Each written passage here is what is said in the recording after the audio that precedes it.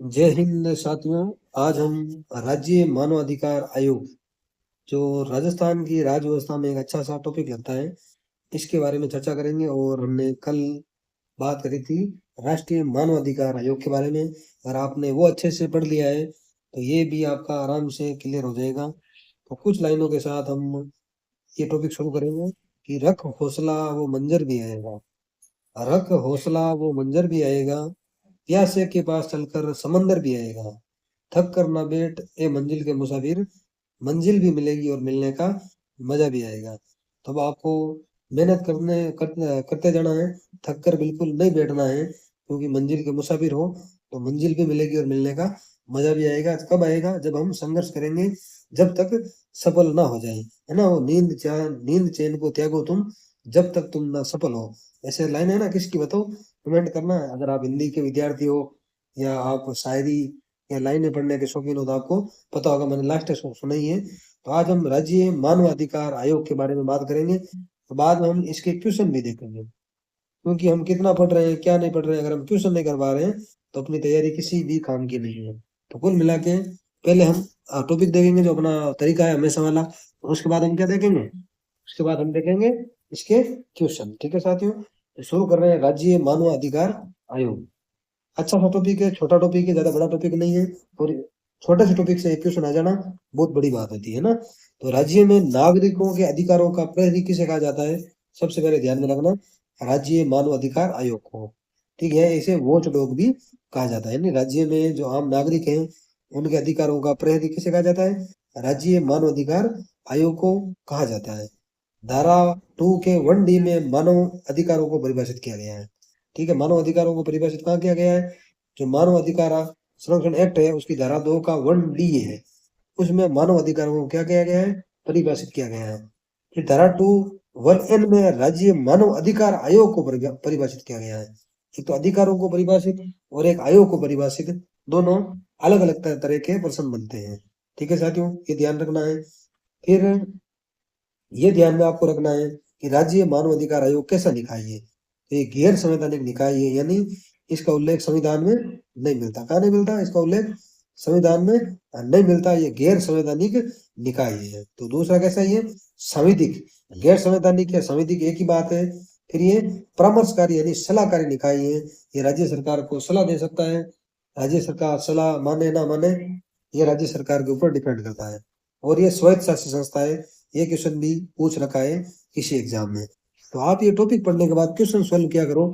अगर आप कोई भी टॉपिक या किसी से, मेरे से या किसी और से पढ़ गए, अगर आप पुराने क्वेश्चन सॉल्व नहीं कर पा रहे हो तो फिर पढ़ाने वाले में कोई दम की बात नहीं है, वैसे ही फॉर्मेलिटीज कर रहे हैं। तो कम से कम पुराने पेपर जो आ रखे हैं वो पेपर आपसे सॉल्व होने चाहिए, क्योंकि अगर पुराने पेपर ही आपसे सॉल्व नहीं होंगे तो क्या गारंटी जो आपके आने वाला एग्जाम है वो आप सॉल्व कर लोगे। ठीक है, तो कम से कम पुराने पेपर सॉल्व होने चाहिए। वही कंटेंट मैं अच्छा मानता हूँ तो पुराने पेपर अच्छे से सॉल्व कर सके। फिर इसे क्या है? सिविल न्यायालय। इसे कैसे? दीवानी न्यायालय की शक्तियां प्राप्त है, यानी सिविल न्यायालय की शक्तियां प्राप्त है किसे? राज्य मानव अधिकार आयोग को। ये जांच कर सकता है, लेकिन क्या नहीं दे सकता? ये दंड नहीं दे सकता। सिर्फ क्या कर सकता है? ये जांच कर सकता है राज्य मानव अधिकार आयोग, लेकिन दंड नहीं दे सकता। ये आपको ध्यान में रखना। इसलिए एच एल दत्तू ने इसे क्या कहा? क्या कहा बताओ? कागजी शेर या दंतहीन बाघ भी कहा था। राज्य मानव अधिकार आयोग का एक स्वयं का क्या होता है? एक जांच दल होता है। और जिसका नेतृत्व कौन करता है? आईजी। आईजी यानी महानिरीक्षक स्तर का एक पुलिस अधिकारी होता है। ठीक है ना। तो ये आपको ध्यान में रखना है कि आईजी लेवल का इनका क्या होता है? अधिकारी होता है जो इनकी जांच। तो ये आपको थोड़ा ध्यान में रखना है। तो ये क्वेश्चन में आ रखा है कि राज्य मानव अधिकार आयोग का जो जांच दल होता है उसका नेतृत्व कौन करता है? महानिरीक्षक, पुलिस महानिरीक्षक या आईजी लेवल का पुलिस अधिकारी होता है। और राज्य मानव अधिकार आयोग राज्य सूची और समवर्ती सूची, जो 7वीं अनुसूची है ना उसमें सूचियां हैं, तो राज्य सूची और समवर्ती सूची में जो विषय होते हैं, अगर उसका कोई उल्लंघन होता है तो उसकी जांच कौन करता है? राज्य मानव अधिकार आयोग करता है। संघ सूची के विषय पर राष्ट्रीय मानव अधिकार आयोग जांच करता है। दूसरी बात, 1 साल से पुराना कोई मामला है तो उसकी ये जांच नहीं कर सकता। मतलब 1 साल तक का कोई मामला है उसकी ये जांच कर सकता है। मानव अधिकारों से संबंधित कोई मामला है उसकी जांच करेगा, लेकिन 1 साल से पुराना कोई मामला है उसकी ये जांच नहीं करेगा। सरकार को सलाह देने पर सरकार इसे 1 माह में जवाब अनिवार्य रूप से देगी। हमने पहले पढ़ा ना ये परामर्शकारी है, सलाहकारी निकाय है, यानी ये सरकार को सलाह दे सकता है।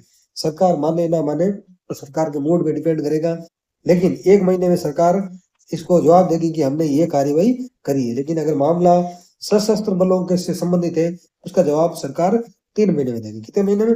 3 महीने में।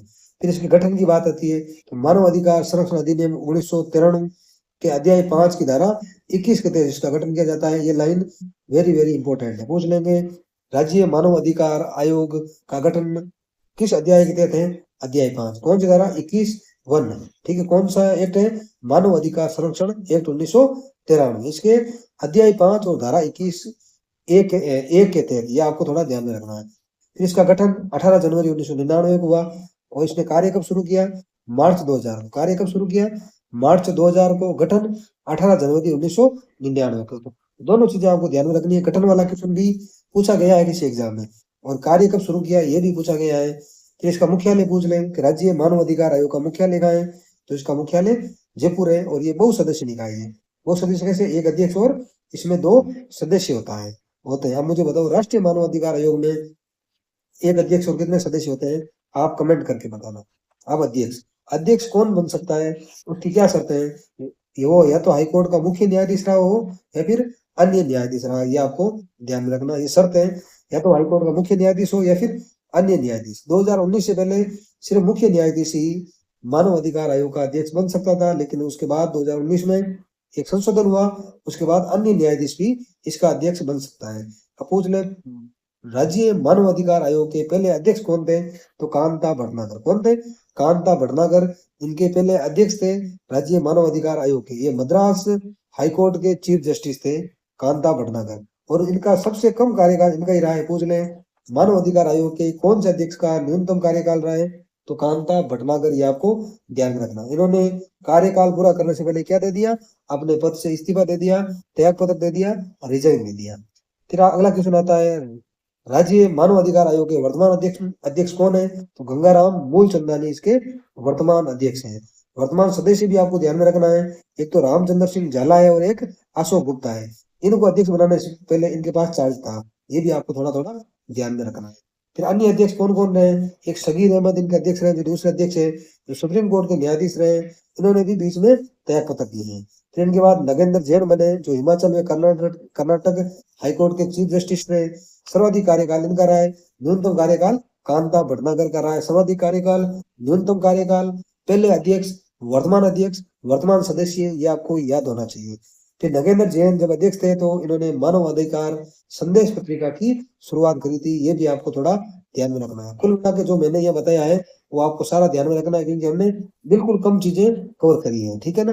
मतलब कवर तो सारी करी है, लेकिन कम चीजें हम पढ़ रहे हैं जो काम की है। फिर प्रकाश टाटिया, ये झारखंड हाईकोर्ट के चीफ जस्टिस थे। ये एटीएफ के अध्यक्ष भी रहे हैं। किसके? एटीएफ के भी अध्यक्ष रहे प्रकाश टाटिया, और इन्होंने भी कार्यकाल पूरा होने से पहले क्या दे दिया? त्याग पत्र दे दिया। इन्होंने लिव इन रिलेशनशिप, भिखारी मुक्त अभियान, पुलिस में रिफॉर्म जैसे कई कार्य किए हैं, तो इनके ये कार्य भी थोड़े इंपॉर्टेंट हो जाते हैं, आपको ध्यान में रखना है। फिर जी के व्यास ये राजस्थान के चीफ जस्टिस थे, और इनके बाद गंगाराम मूलचंदानी को राज्य मानव अधिकार आयोग का वर्तमान अध्यक्ष बना दिया गया है।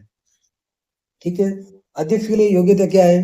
कि मुख्य न्यायाधीश हो हाईकोर्ट का, या फिर अन्य न्यायाधीश हो। सदस्य के लिए क्या योग्यता है? पहला सदस्य हाईकोर्ट का न्यायाधीश रहा हो, या फिर जिला न्यायाधीश रहा हो, वो भी उसे कम से कम 7 साल का अनुभव हो जिला न्यायाधीश को, तो ही वो सदस्य बन सकता है, पहला सदस्य। ठीक है, दूसरा सदस्य कौन बनेगा?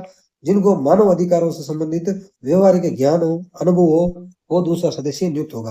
मैंने पढ़ा ना, एक अध्यक्ष और 2 सदस्य होंगे, एक तो ये होगा और एक ये होगा। फिर इनका कार्यकाल धारा 24 में है, राज्य मानव अधिकार आयोग का अध्यक्ष और सदस्य का कार्यकाल। तो कार्यकाल 3 वर्ष या 17 वर्ष जो भी पहले हो। तो कार्यकाल की धारा ध्यान में रखनी है।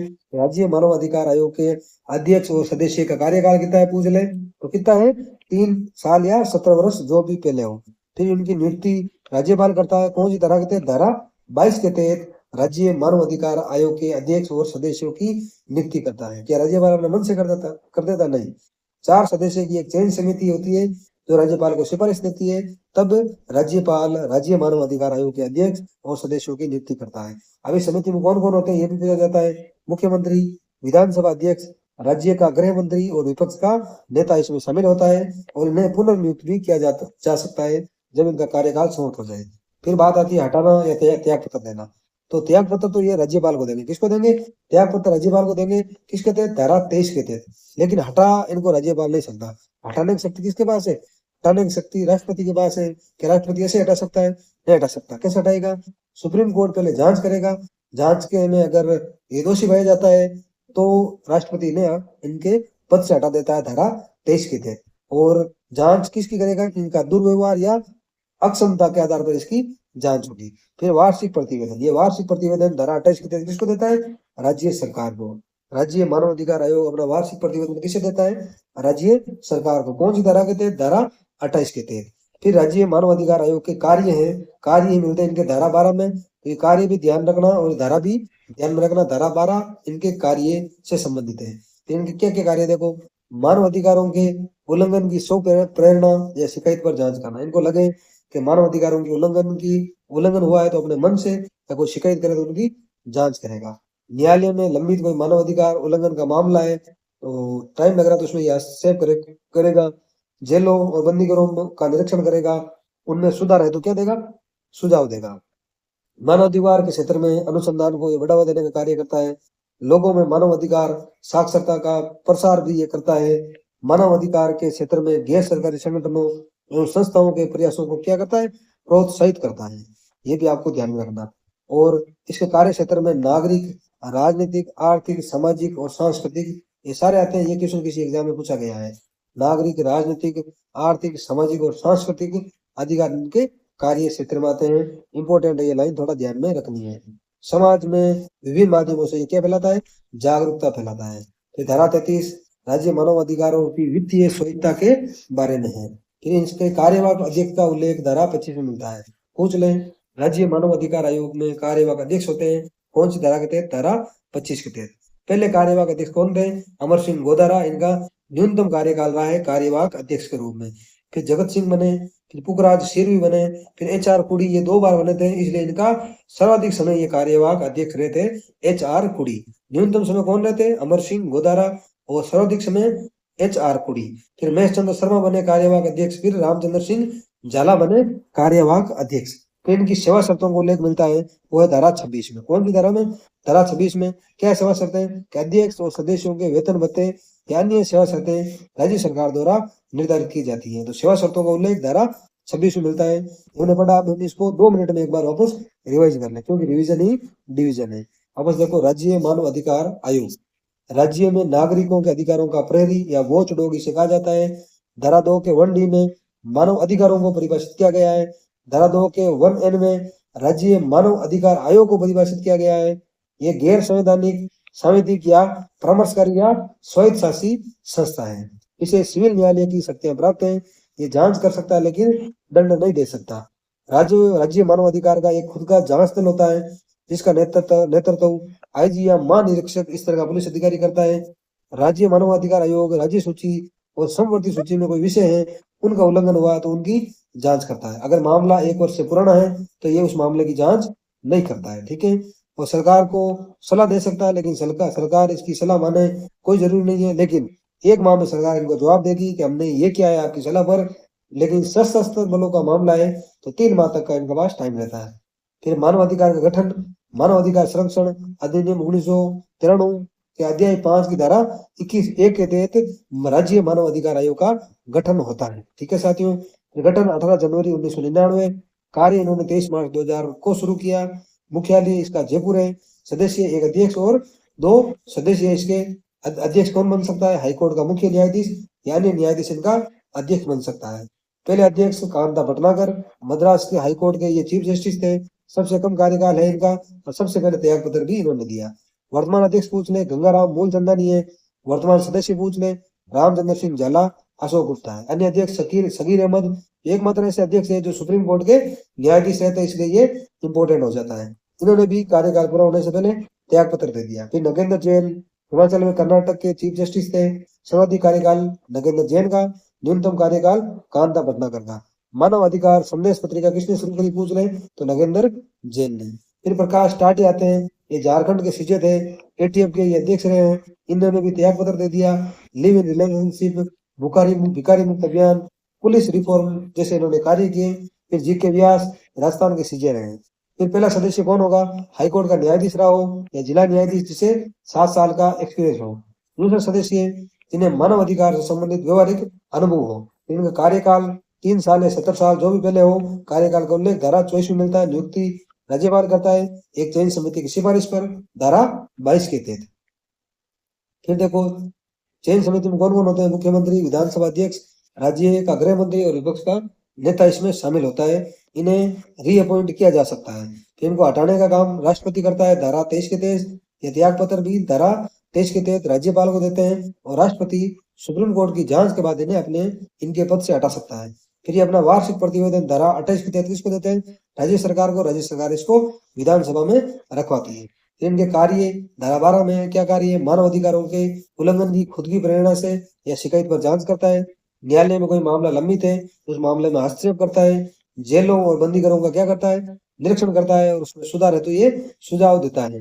मानव अधिकार के क्षेत्र में अनुसंधान को बढ़ावा देता है। लोगों को साक्षर करता है मानव अधिकारों के बारे में। ये गैर सरकारी संगठनों संस्थाओं के प्रयासों को भी ये प्रोत्साहित करता है। और इसके कार्य क्षेत्र में नागरिक, राजनीतिक, आर्थिक, सामाजिक और सांस्कृतिक सारे अधिकार शामिल है। और समाज के विभिन्न माध्यमों से ये समाज में क्या फैलाता है? जागरूकता फैलाता है। और धारा 33 वित्तीय स्वायत्तता के बारे में है।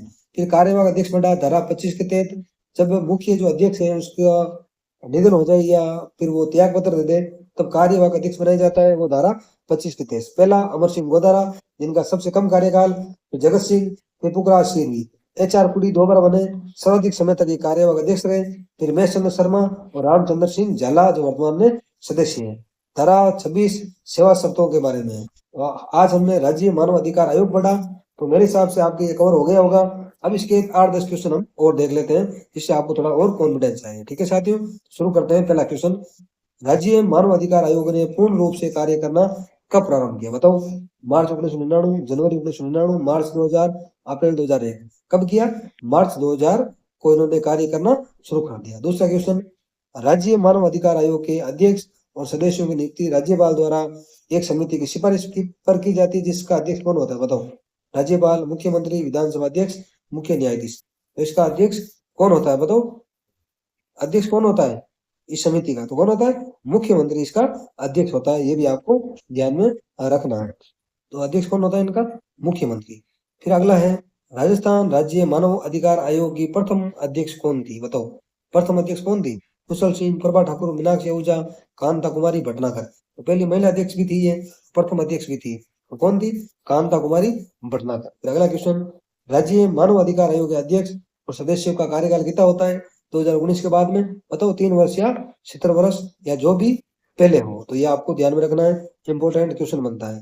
फिर अगला क्वेश्चन, राजस्थान राज्य मानव अधिकार आयोग के प्रथम कार्यवाहक अध्यक्ष कौन थे? देखो हमने सब पढ़ा है, बताओ आप कौन थे? HR पुरी, ये तो 2 बार बने थे।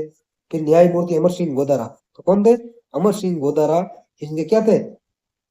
प्रथम कार्यवाहक अध्यक्ष थे। ये भी आपको ध्यान में रखना है। कौन? अमर सिंह गोदारा। अमर सिंह गोदारा का आपको अच्छे से ध्यान में रखना है।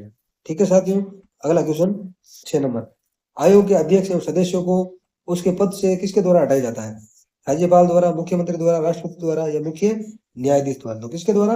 राष्ट्रपति द्वारा इन्हें पद से हटाया जा सकता है। लेकिन ये मन से अगर त्याग पत्र देना चाहे तो राज्यपाल को त्याग पत्र अपना दे सकते हैं।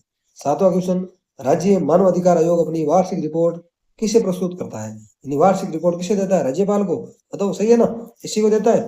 नहीं नहीं, इसे नहीं। राष्ट्रपति को? इसे भी नहीं। फिर किसे देता है? राज्य सरकार को। और राज्य सरकार राज्य विधानमंडल में इसे रखती है। अगला क्वेश्चन, वर्तमान में यानी 2019 में जब संशोधन हो गया तब राज्य मानव अधिकार आयोग की संरचना क्या है? 1 अध्यक्ष और 2 सदस्य। क्या है? 1 अध्यक्ष और 2 सदस्य। अगला क्वेश्चन, राजस्थान राज्य मानव अधिकार आयोग का मुख्यालय कहां पर है? मुख्यालय कहां पर इसका? जयपुर में। इजी सा क्वेश्चन है। लास्ट क्वेश्चन आज का, राज्य मानव अधिकार आयोग के अध्यक्ष के पद पर किसे नियुक्त किया जाता है? ये अच्छा सा क्वेश्चन है, बताना आप मुझे। उच्च न्यायालय का सेवानिवृत्त मुख्य न्यायाधीश या न्यायाधीश, उच्च न्यायालय का सेवानिवृत्त मुख्य न्यायाधीश, जिला न्यायालय का सेवानिवृत्त न्यायाधीश, राज्य का मुख्य सचिव। बताओ सही उत्तर इसका क्या है?